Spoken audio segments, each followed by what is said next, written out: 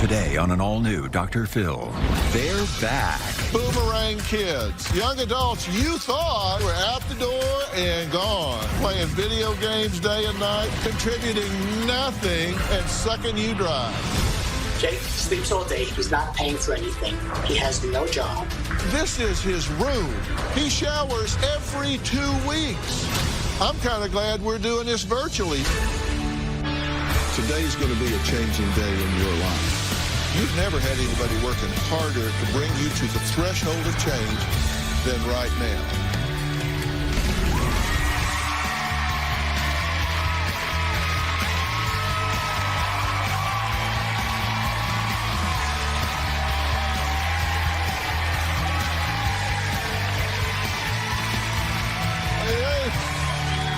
Well, welcome. As you can see, COVID has changed the way we do things around here. It's even caused a nation of boomerang kids. Young adults you thought had launched. You thought they were out the door and gone. But due to circumstances, a lot of them are back in their childhood bedrooms. At first, I'm sure parents thought, hey, togetherness, family time, help with expenses. This will be great for a few months. But for others, boomerangers are living like pigs. They came back, they're playing video games day and night, contributing nothing and sucking you dry. Well, if that's the case, you need to listen up, because today you may learn how to save yourself a lot of misery, or how to get yourself out of a bad situation by listening to Susan and Randy's story. Both of these parents described their 27-year-old son, I said 27, Jacob, as incapacitated, virtually unable to do anything for himself. But before you go feeling bad for Jacob or wondering how he could have ended up so helpless, let me tell you something. Poor old Jacob wasn't tragically injured in an accident or born with anything that limits his mobility. In fact, there's nothing physically wrong with Jacob at all, which leaves me wondering, what in the hell is wrong with these parents? Take a look. This is Jacob's room. Hi, Jacob. Hey, Mom. Jake is almost 28 years old, and he's living in our house. He's dependent on us, and he just seems stuck.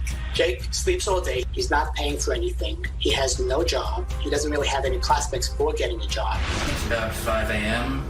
I was just watching Into the Spider-Verse, and now I think I'm going to go to bed. Jake has such a bizarre life. He's getting up at 6 p.m. and going to sleep at 6 a.m.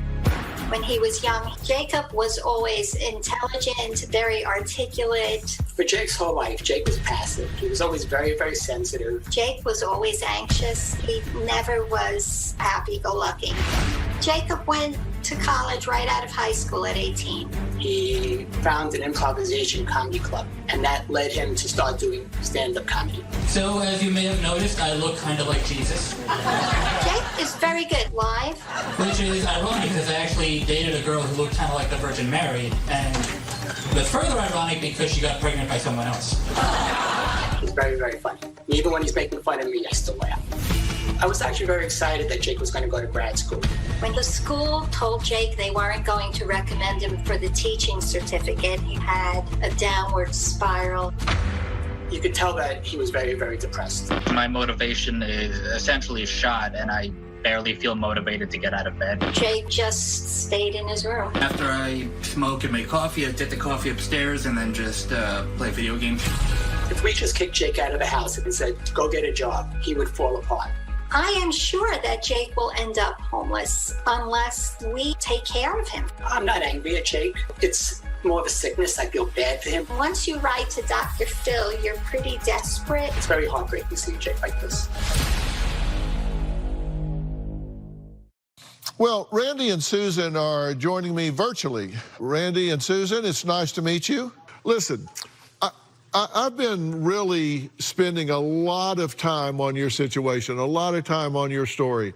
And I keep coming back to one pivotal question. And the question I keep coming back to is not what's wrong with Jacob, But what the hell is wrong with you two? Why are you doing this to him? Of course, we want our son to be happy. So what we do is really to help him. We never thought of ourselves as hurting him. Susan says there's a force holding Jacob back. That force is sitting on this couch right now that I'm talking to. You guys are intelligent, accomplished people that have had productive lives. You've contributed to society. Both of you are perfect examples of what people want to achieve in America, right? Why would you not hold your son to the standard you've held yourself to? I kind of feel that he's just not capable of being stressed out too much. I think he's very emotionally fragile. I'm not saying that he doesn't have some issues. Do you know anybody that doesn't have issues? No, you're probably right. He does have, his issues do seem more severe than the average person. Oh, they are now. They are now because you have emotionally crippled this young man. Can we take a look at where he lives? This is his room, for example. I wouldn't allow a 5-year-old to live in a room like this, and you allow him to live in this way. You're telling me that this is his level of function, this is his level of competency, this is all he's capable of? He's capable of more if he gets a very clear direction. Now, wait a minute, Susan, come on. Look at this room. You're telling me that your son is not capable of keeping his room in better shape than this? I guess we've just lived with it so long, now we just accept it. But it's not okay, and you're right, he is capable of not living that way.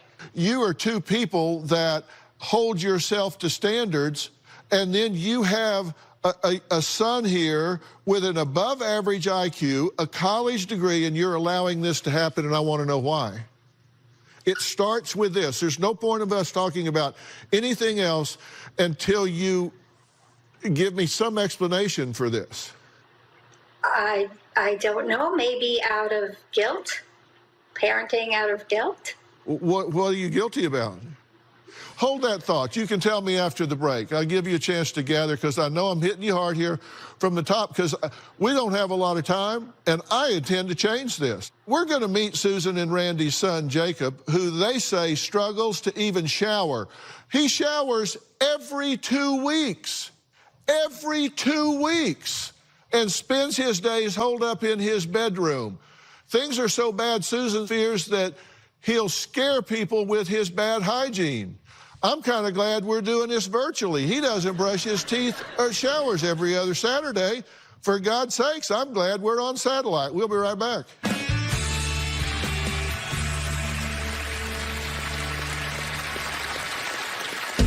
I love laying on my bed. My bedroom feels like both a prison and a sanctuary. I struggle with anxiety. I smoke once every hour. I have tried to apply for jobs and I just can't do it.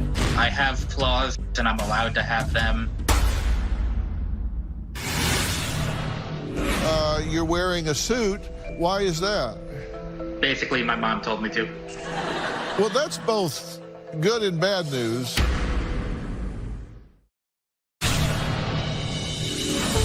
Jacob's hygiene is so bad. I've told Jacob that he should not be leaving the house the way he looks because he would scare people.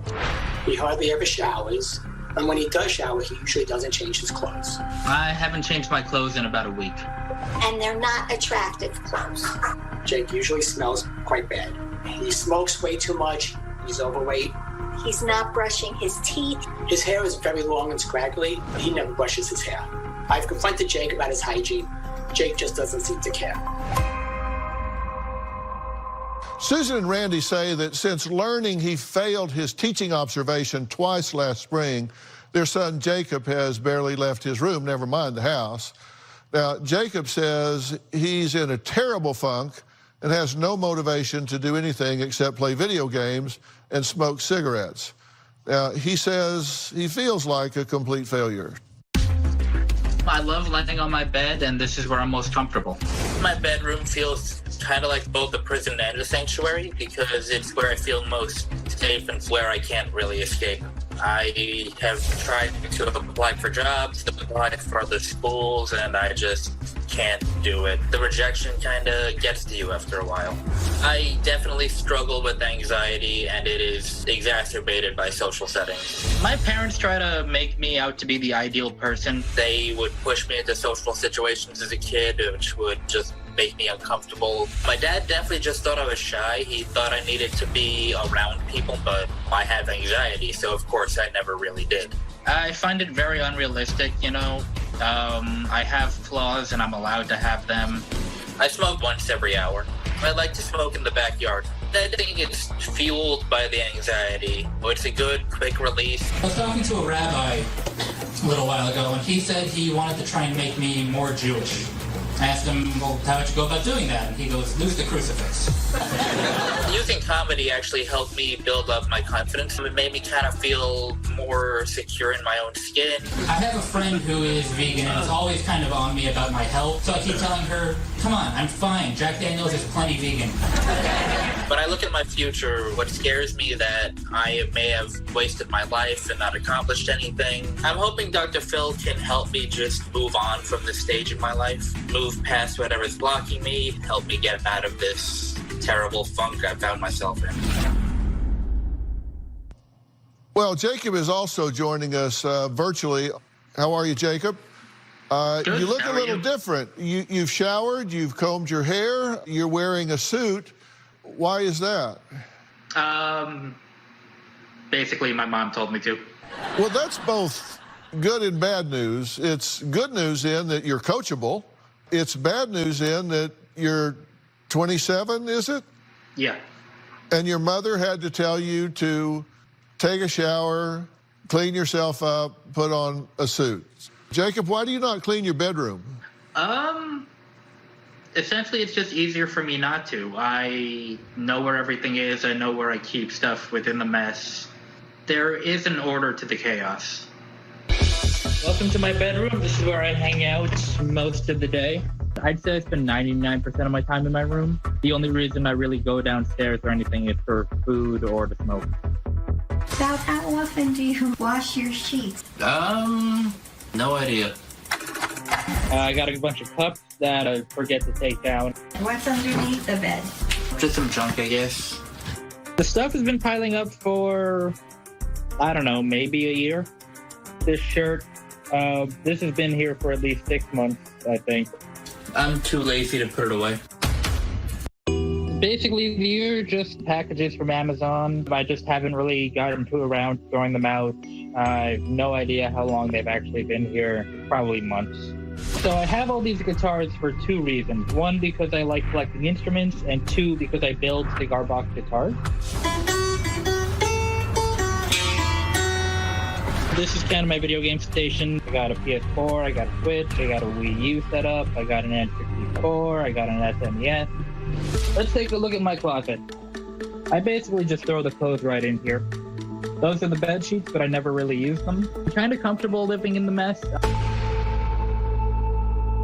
Randy says last year he helped Jacob get a credit card to build up his credit, but of course Jacob failed to pay the bill too many times, so now his credit is worse than it was before he even had the credit card. Dr. Phil? We'll There talk was a about that time- next. We have to take a break. Hold that thought. We'll be right back.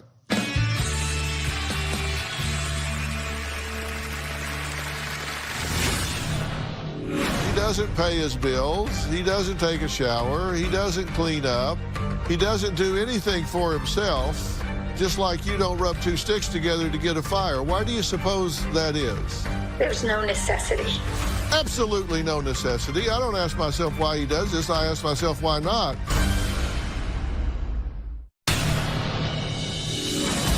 My comedy is based off weird interactions I have with people. I find it kind of weird that more young people don't use Yiddish slang. I think it's amazingly that Jake does his stand-up comedy, because to see someone shy and quiet like him get up on stage, he's very comfortable up on stage, much more so than in real life. when I do comedy. The anxiety kind of just builds and builds, but after getting a few laughs, it just kind of releases. Now, when we were going to break, Susan, you wanted to say something, and I had to cut you off so we could go to break. Sorry, let me give you the floor now. I just wanted to bring up that at other times in his life, Jake was much more functional. High school, for example, he got himself up every day, went to class every day. He never had to be told to do that. It was just his normal functioning. So we've seen him be successful, but he's in this situation now. Mm-hmm. Well, Susan, let me ask you something. You have an oven and a range in the kitchen, right? Yes. And you use fire to cook with, right? Yes. Do you get 2 sticks and rub them together real fast to start a fire? No. Why not? It's quicker to use the range. So you've never had to rub 2 sticks together because there's an easier way to do it. Mm-hmm. Now, Jake, he lays around his room. He doesn't pay his bills. He doesn't take a shower. He doesn't clean up. He doesn't do anything for himself, just like you don't rub 2 sticks together to get a fire. Why do you suppose that is? There's no necessity. Absolutely no necessity. I don't ask myself why he does this. I ask myself why not. Let's just look at whether you guys enable him or not. He avoids taking risk and responsibilities and complains about unfair treatment. So Susan and Randy worry and feel responsible for Jacob. They feel stressed and resentful over having to take care of him. Now, Susan and Randy make excuses for Jacob. Jacob feels weak and inadequate and helpless. It's like we're on a racetrack that has no exit ramp here. We don't know how to get him off the track. Do you want off the track, Jacob? Yes.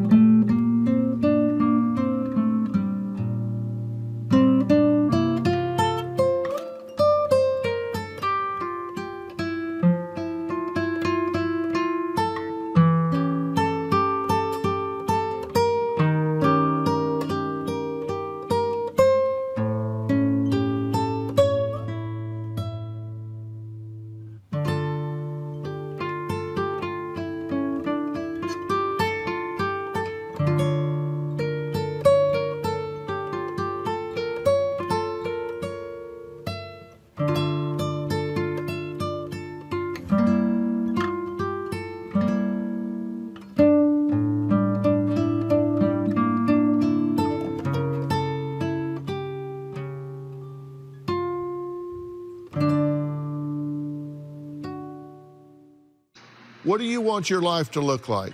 I want to feel better about myself. I want to, be a regular, working, productive member of society. Mm-hmm. Do you ever listen to the things you say to yourself? Here are just some of the things that jumped out at me. I basically feel miserable. Nothing brings me joy. I'm scared I won't have a future. I'm empty, broken, defeated. I feel like a failure. How do you think you're going to feel when that's the way you talk to yourself most of the time? Oh, same way I feel now. Pretty terrible. You can't have that kind of internal dialogue and then look in the mirror and say, I got this. I got this. Put me in, coach. I'm kicking ass and taking names. I got this. There's no other possible outcome. I mean, Mom, Dad, do you see that? Yes, we see that. We don't know how to. Don't give me a but. Don't give me a but. Just tell me you see it. It's just, if he doesn't change what he says to himself, all the help, all the housing, all the money, all the pampering, all the excuses, if that doesn't change, everything else is a non-starter. Can we agree on that? Yes. Susan says she wants to know, is Jacob sick or is he just lazy? Is there truly a force holding him back, like she wonders? Well, I identified one. Is it the only one? We'll be right back.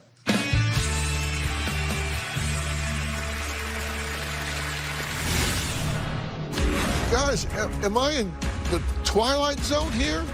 You guys have gotten yourself into some kind of a bubble where you're treating him as though he's profoundly intellectually challenged. Did you hear what you said? You said, yes, he's incapable of taking a he's incapable of taking a shower.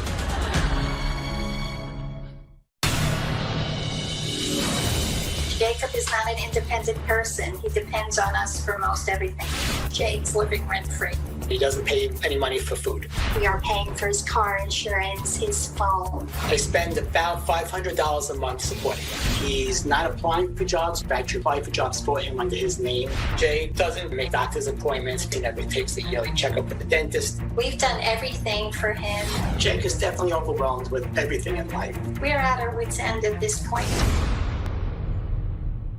My guests, Jacob, Susan, and Randy, are all joining me virtually. Now, Randy and Susan say they fear they will always need to have a place in their home for Jacob because he's incapable of caring for himself.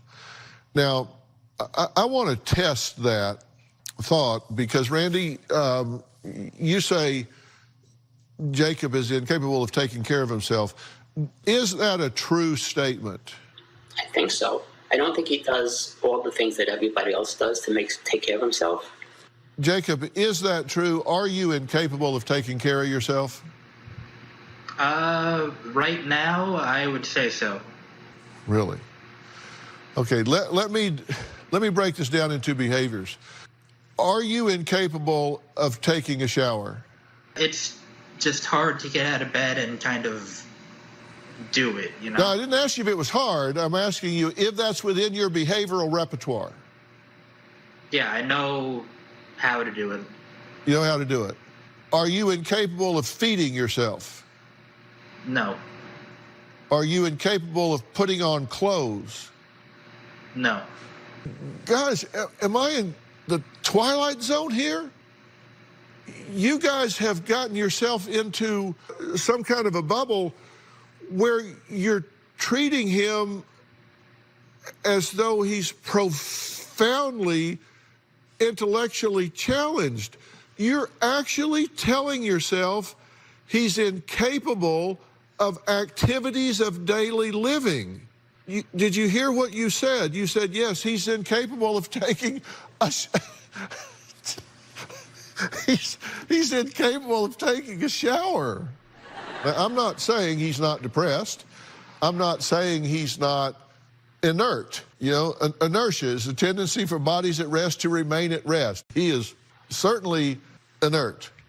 My question here is capability. We have to decide what, Jake, you're capable of. And you're capable of doing these things.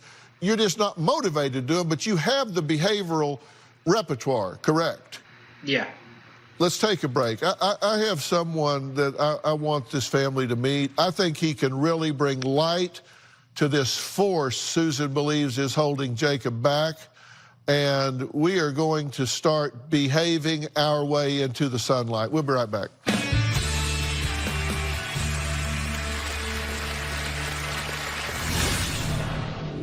Can you imagine if you were raising a child and you were saying to the child what you're saying to yourself, and you just put down, put down, put down, put down?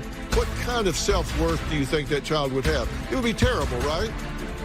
Yeah, I think that child would end up on your show too.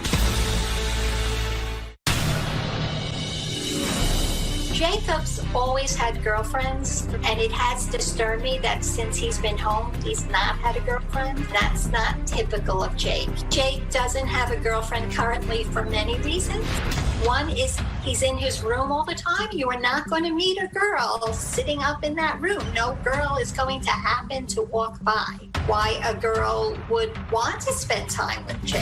He doesn't look very good and smell very good. And if he did meet a girl that liked him, I would question that girl. My guests, Jacob, Susan, and Randy, are all joining me virtually. I also want to welcome someone else to this conversation, world-renowned life coach Mike Bayer. He's the author of Best Self, Be You Only Better, and the soon-to-be-released One Decision. I consider him the best at helping people maximize their true potential. Now, as a life coach, what's your gut level reaction as you hear all this and have studied all this? Thank you, Dr. Phil. My gut reaction is esteem comes from doing esteemable things. And as you pointed out, there's nothing that you're doing, Jacob, that is esteemable, that actually would create some self-esteem in your own life. When Dr. Phil talks about getting up, throwing things away, cleaning your room, getting organized because everything's getting done for you, we need to start to develop some self-esteem. I said, first off, internal dialogue needs to change. Because if, Jacob, if you continue talking to yourself the way you are, can you imagine if you were raising a child and you were saying to the child what you're saying to yourself, and you just put down, put down, put down, put down? How do you think that child would grow up? What kind of self-worth do you think that child would have? It would be terrible, right? Yeah, I think that child would end up on your show too. Yeah, exactly. Now, if instead of that, you started saying to that child more realistic things, finding the positives within that child, what do you think that child would begin to do, Mike? Child would start to live the life they really want.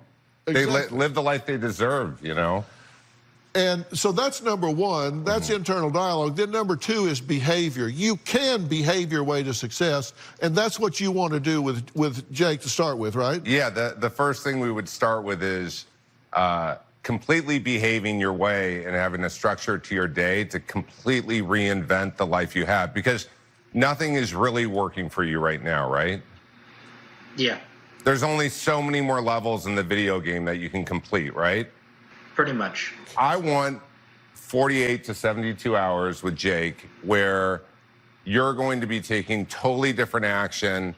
The first step is you turn in your video game system to your parents today, and we would be on the phone several times a day, just initially reinventing your life over the next 48 hours. You give me 48 hours, I guarantee you I can reinvent your life. And by on the phone, we're talking Zoom session, whatever, because you want to see what's going on. You want to actually have him start behaving his way to success. And look, there's no question Jacob is depressed, but I don't know whether the depression is reactive to his situation or contributing to his situation. Maybe he needs an adjustment to medications. I don't know, but the first thing we've got to do is behavioral. Start with the basics, right? The basics. I mean, I want to look under your bed with you.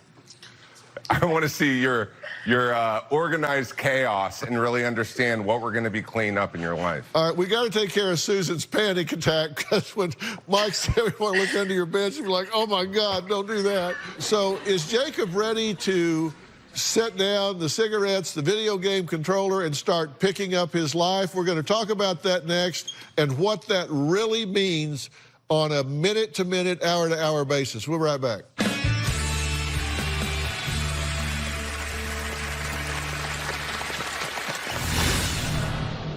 Parents, you're going to have a coach as well, because we need to change the dynamic between you and your son. Hey everyone, season 19 is underway. If you never made it to Hollywood to be a part of the studio audience, well, now it doesn't matter. If you're in Oklahoma, Georgia, Texas, New Jersey, or anywhere else in the world, now you can be a part of our virtual audience. All you need is a computer and an internet connection. Go to drphil.com and click on Be Part of the Audience for more information. That's right. Hope to see you soon.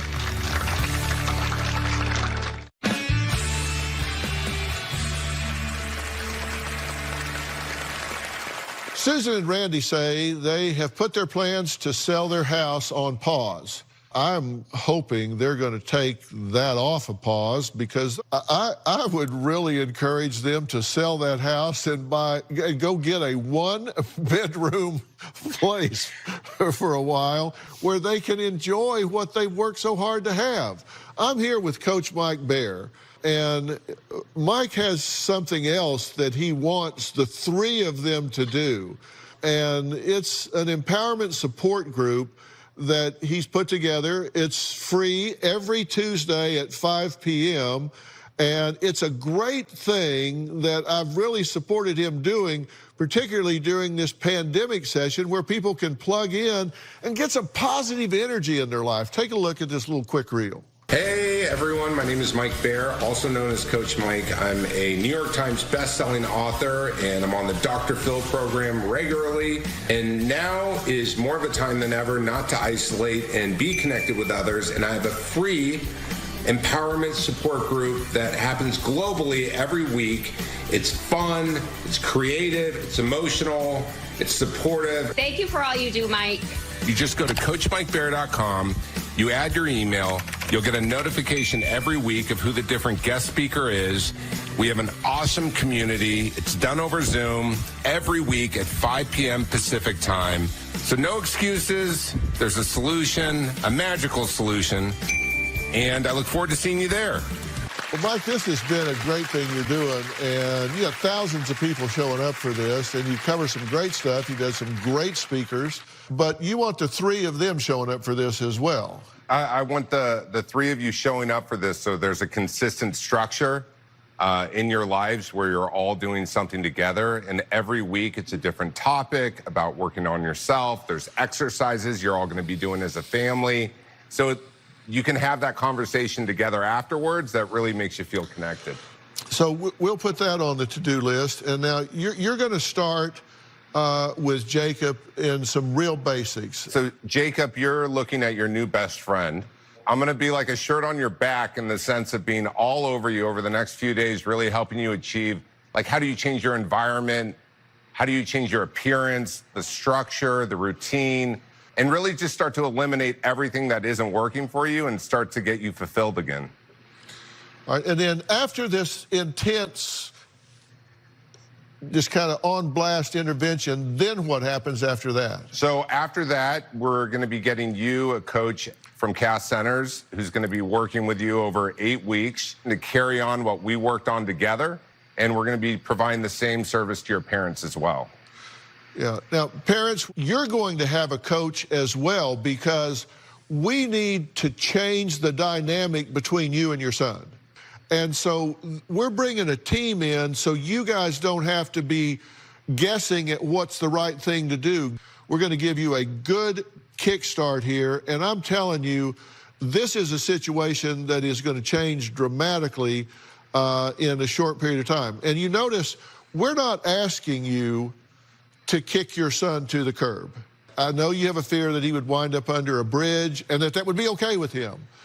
We want to make sure that doesn't happen and that that's not okay with him, and come up with a plan that everybody can be excited about.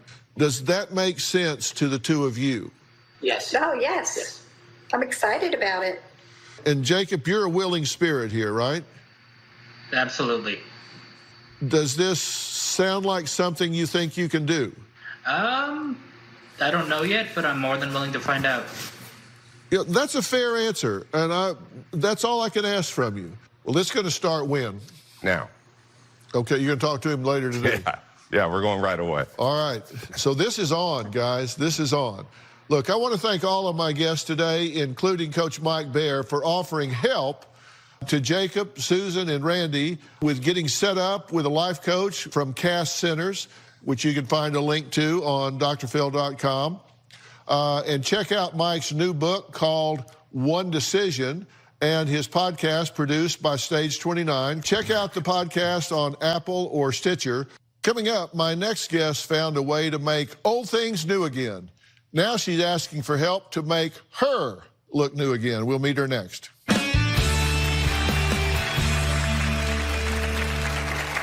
My next guest, Bonnie, has a unique hobby that has turned into a business. Bonnie says she's hoping to bring back a popular trend of the 70s and 80s. Take a look. I recently started a business taking old jeans, turning them into purses. I have a knack for making old things new again. Jean purses were a fad back when I was growing up, and I'm really hoping to make them cool again. I've put my own zhuzh on it. This one is a Under the Sea theme. I am such a perfectionist when it comes to my creations, and sometimes it stresses me out because I set my bar really high. Making these purses is my pride and joy, but I wish I could make other things in my life look new again. So, Bonnie, thank you for being here. So, how did you come up with the idea of turning jeans into purses? Well, my mom was an amazing seamstress, and growing up, she taught me how to sew. So one day I decided I was going to make old jeans into a new skirt, and as I cut the legs off, I realized these would make really cute purses, so I've been making them ever since. Yeah, well, it's easy to do if you know how. So, yeah. You mentioned in the tape that you were a perfectionist. Is that just with your hobby or also in your life? Well, I've always set a really high bar for myself, and I work really hard at trying to make everything perfect. So, yes, I would say I'm a perfectionist in life. Yeah. Well, I've always had, kind of that tendency, but I've substituted in to strive for excellence, not perfection, because you can really be frustrated by trying to get that last 2 or 3%. Yes. But if you struggle for excellence instead of perfection, that's attainable. Perfection, not happening, but that's attainable. So Bonnie says, being a child of the 80s, she has a lot of wonderful memories, but there was one trend from back in the day that has caused some long-lasting effects that she now tries to hide behind sunglasses. Take a look. I am not happy at all with the way my skin is aging. I spent a good deal of my teens and 20s at the beach. If baby oil was considered a sunscreen, that's my protection. I am paying the price for not protecting my skin. I completely regret it. What frustrates me most about my skin are these fine lines and wrinkles, crow's feet around my eyes, and the under-eye puffiness. I know I can't reverse the damage that was caused years ago. For the time being, I'm just going to put on my shades and go about my day. Well, Bonnie, I certainly hope you're using sunscreen now, right? I am, Dr. Phil. I'm using sunscreen. I'm wearing hats. I am taking so much better care of my skin these days. But since the damage has already been done, especially around my eyes, I'm really hoping to be able to find a solution. Yeah, well, I'd like you to meet dermatologist and spokesperson for Rock Skincare, Dr. Sabrina Fabi. So it's good to see you again. Nice to see you. Dr. Fabi, Bonnie said that her greatest concern about her skin are the wrinkles around her eyes. So give us your thoughts. So right now, as we're all out and about, all people are seeing are our eyes, as the masks are covering the majority of our face as we protect our health and the health of others from coronavirus. And so, Bonnie, you mentioned that you weren't so good about using your sunscreen in your youth. And we know how harmful UV rays can be to our skin. And so this can definitely contribute to wrinkles and crow's feet around the eyes as you describe. And so I'm really happy that you're finally being good about your protection habits. But as far as those wrinkles around your eyes, it's not too late to turn back the hands of time. So, Dr. Fabi, what would you recommend for Bonnie? I think it's important to use products that contain the right ingredients to target the specific issues of concern. So in your case, Bonnie, let's focus around your eyes. I like to recommend Rock Retinol Correction Eye Cream. It's a clinically proven formula that improves the 3 signs of aging that concern you and many women. Well, here are some before and after pictures, actually. Tell us what we're looking at here. Look at the results of these before and after photos. Studies show that it visibly reduces puffiness and dark circles in 4 weeks. But what you're going to really love is that it's clinically proven to reduce the appearance of crow's feet by 50%. Yeah, 50%. Bonnie, what do you think? Well, just looking at those photos, I can see this is exactly what I need to help me bring back some youth to my eyes. Yeah. And you're going to love that it's also available at Walmart for less than $20. But Bonnie, Rock has a gift for you. They are giving you a 1-year supply. Thank you so much. I really appreciate it. That's amazing. There you go. So you got to use it. I promise. You got to use it. Look. So I'd like to thank all of my guests today, and a special thanks to Dr. Sabrina Fabi. Thank you so much for being here and giving us the information. For more information about today's show, log on to drphil.com. You can follow me on Facebook, Twitter, Instagram, and TikTok. We'll see you next time. Thanks so much.